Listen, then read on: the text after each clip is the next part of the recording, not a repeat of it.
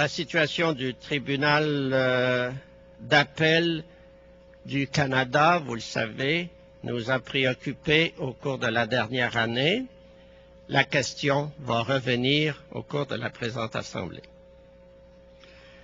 Depuis la publication de la lettre apostolique Misericordia Dei sur le sacrement de pénitence, nous nous sommes sérieusement penchés sur la pratique de ce sacrement dans nos communautés respectives.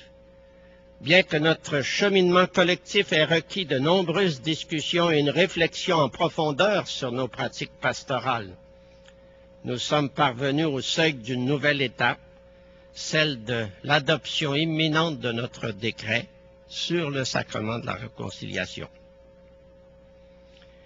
Au cours de l'année, vous le savez, on y a fait allusion tantôt, le mouvement Amnesty International a choisi d'adopter une politique à l'égard de l'accès à l'avortement.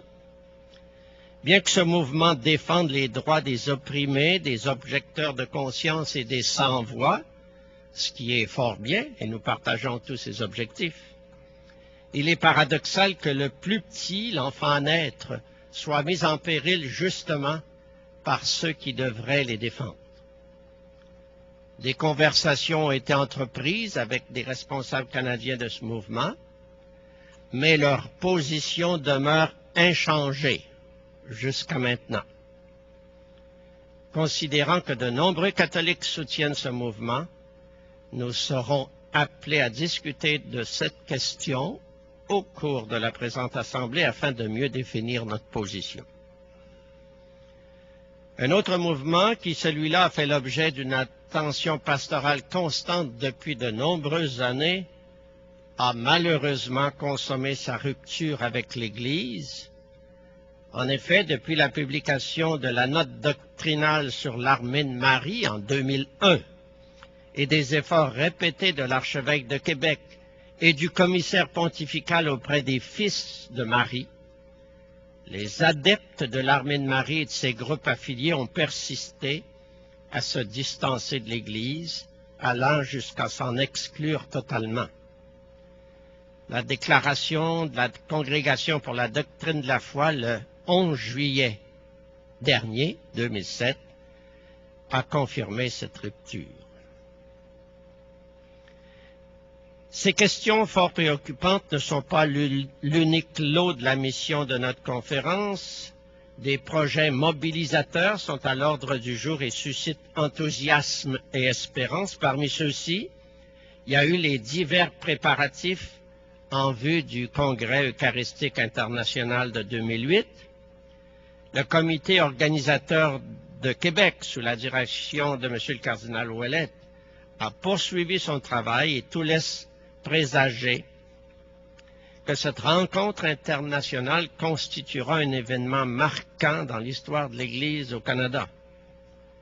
Une première collecte nationale a eu lieu dans nos paroisses en juin dernier et il semble qu'elle ait donné des résultats encourageants. Une autre collecte se déroulera l'an prochain lors de la Fête Dieu. Au plan international, j'ai eu le privilège de participer en février dernier à une mission officielle en Indonésie, sous l'égide de l'Organisation catholique canadienne pour le développement et la paix. Monseigneur Weisgerber et Monseigneur Paquette faisaient également partie de cette délégation, chargée de constater sur place le succès qu'a connu le programme de reconstruction à la suite du tsunami de décembre 2004. Il faut rappeler qu'une somme de plus de 32 millions de dollars avait alors été recueillie pour venir en aide aux sinistrés. Et on a pu constater sur place l'importance du travail fait, le grand respect apporté aux organismes locaux et l'efficacité du travail de ceux qui, pour développement et paix, continuent la mission que nous avons mise en œuvre il y a un certain nombre d'années. Comme je le mentionnais au tout début du rapport, notre Église a beaucoup à faire pour réveiller les forces spirituelles de notre monde. Les changements de mentalité, l'arrivée massive d'immigrants et certaines décisions prises par les dirigeants politiques nous obligent à revoir sans cesse notre approche pastorale. La nouvelle évangélisation, à laquelle le pape Jean-Paul II nous convie avec tant de sollicitude, constitue plus que jamais un défi et une mission pour nos églises particulières, mais aussi bien sûr pour notre conférence épiscopale. Face à l'ampleur de la tâche, il est heureux que nous puissions unir nos forces, nos expériences et nos efforts. Au cours de la dernière année, j'ai été à même de constater la volonté commune de tous les évêques du Canada de poursuivre le travail entrepris il y a près de 65 ans. Merci beaucoup de la confiance que vous nous avez témoigné, que vous m'avez témoigné en particulier, et de l'appui indéfectible assuré. Merci.